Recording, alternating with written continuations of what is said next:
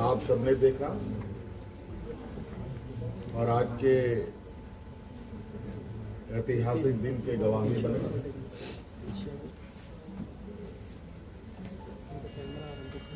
आज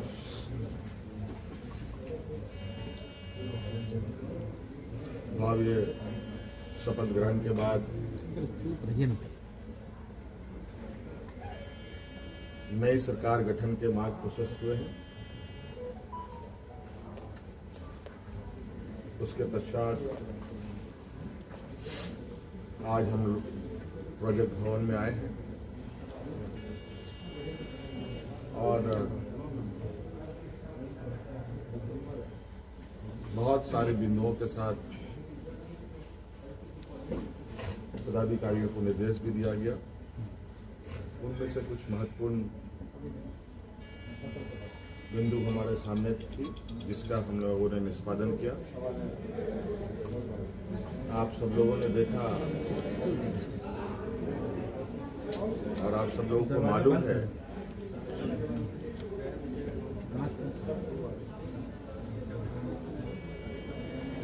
केंद्र सरकार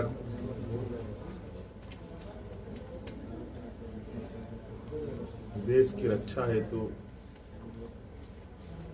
अग्निवीर जैसी कार्यक्रम को चला रही है।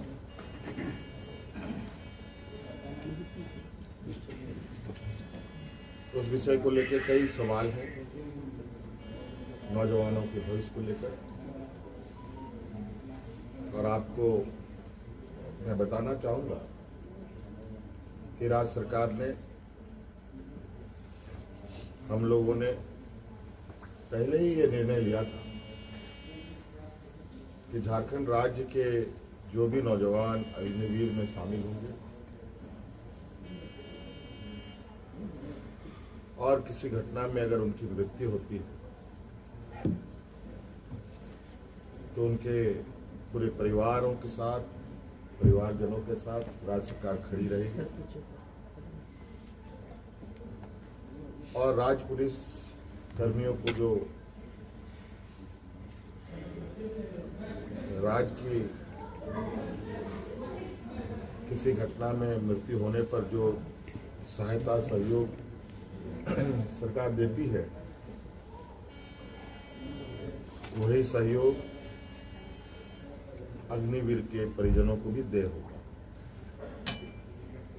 आपको मालूम है कि अभी कुछ दिन पहले ही असम के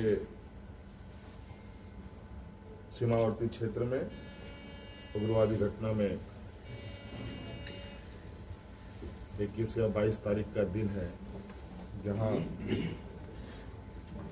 झारखंड का एक नौजवान चंदन क्यारी, बोकारो जिले का एक क्षेत्र है, वहाँ का एक नौजवान अर्जुन महतो जो वीर गति को प्राप्त हुआ, उनको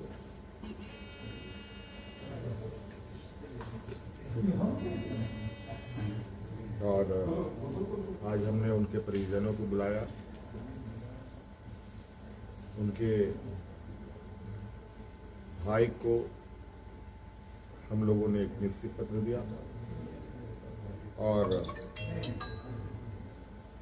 10 लाख रुपए अनुदान भी उन्हें उपलब्ध कराया गया और उनके भाई बलराम महतो बोकारो समाहरणालय में चतुर्थ वर्ग के पद पर उनको नियुक्त भी किया गया।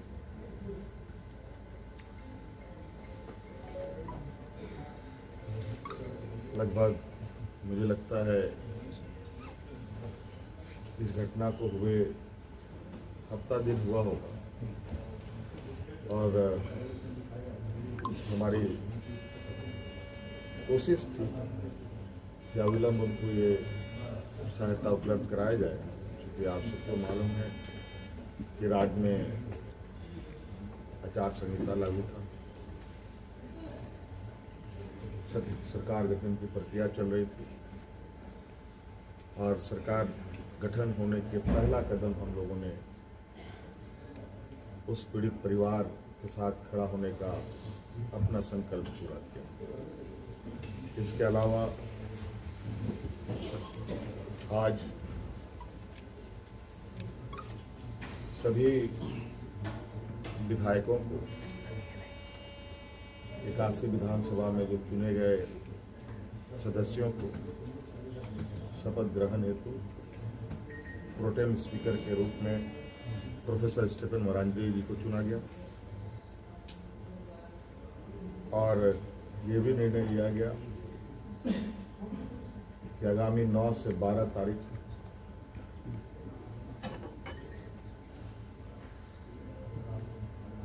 सरकार का प्रथम सत्र आहूत होगा और ये भी निर्देशित किया गया कि जो हमने निर्णय लिया था कि मैया सम्मान योजना के तहत दिसंबर माह से महिलाओं के खाते में 2,500 रुपये देने का, उसे भुगतान किया जाएगा प्रति माह। केंद्र सरकार में हमारा जो बकाया है 1,36,000 करोड़ रुपया,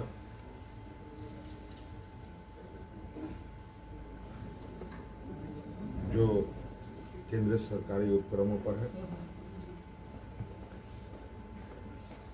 उसकी वसूली के लिए कानूनी कार्रवाई प्रारंभ की जाएगी।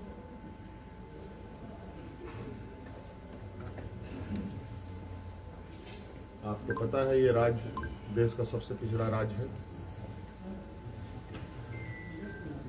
यहाँ पर सामाजिक सुरक्षा, सोशल सिक्योरिटी अत्यंत महत्वपूर्ण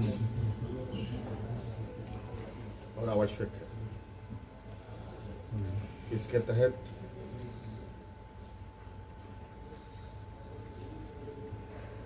राज्य के गरीब गुरबा लोगों को उनकी आर्थिक स्वावलंबी कैसे बने और इसको लेकर सरकार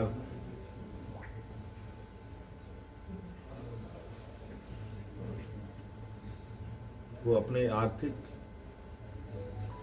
आय बढ़ाने की आवश्यकता होगी। इसके लिए नए स्रोत खोजे जाएंगे। खनन क्षेत्र में लागू या चल रहे पुराने करों की समीक्षा होगी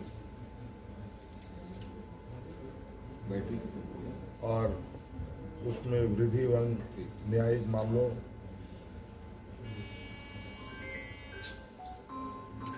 जो लंबित है उन सबको त्वरित गति से खत्म किया जाएगा।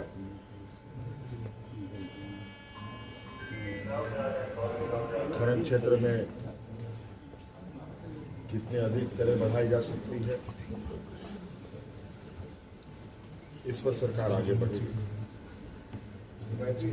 आप सबको मालूम है कि हम लोगों ने उत्पाद सिपाही में भर्ती की प्रक्रिया पूरी कर ली है, लेकिन इस प्रक्रिया के तहत बड़े पैमाने पर नौजवानों की जाने गई हैं, जो बहुत ही दुखद घटना के रूप में हमारे सामने आया है।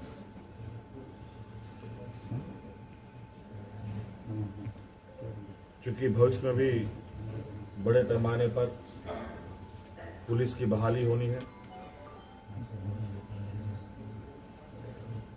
इसलिए अविलंब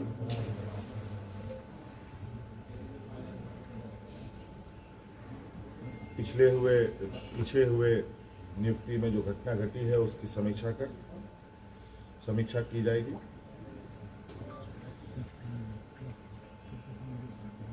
राज्य में सभी पदों पर नियुक्ति के लिए जेपीएससी और जेएसएससी तथा अन्य प्राधिकार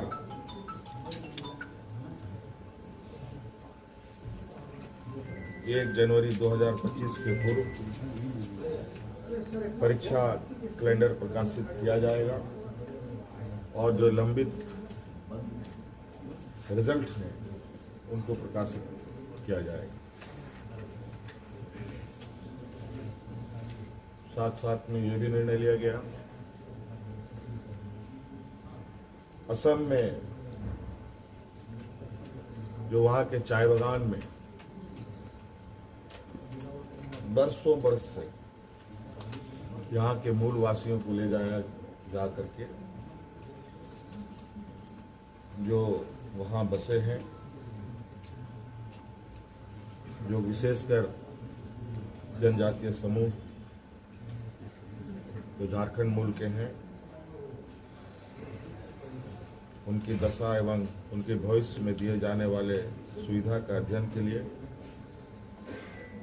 सर्वदलीय प्रतिनिधि मंडल एवं पदाधिकारियों का दल असम जाकर जमीनी स्तर पर अध्ययन करेगी और सरकार को प्रतिवेदन सौंपेगी। ये कुछ महत्वपूर्ण बिंदु आपके हम समक्ष हमने रखा है।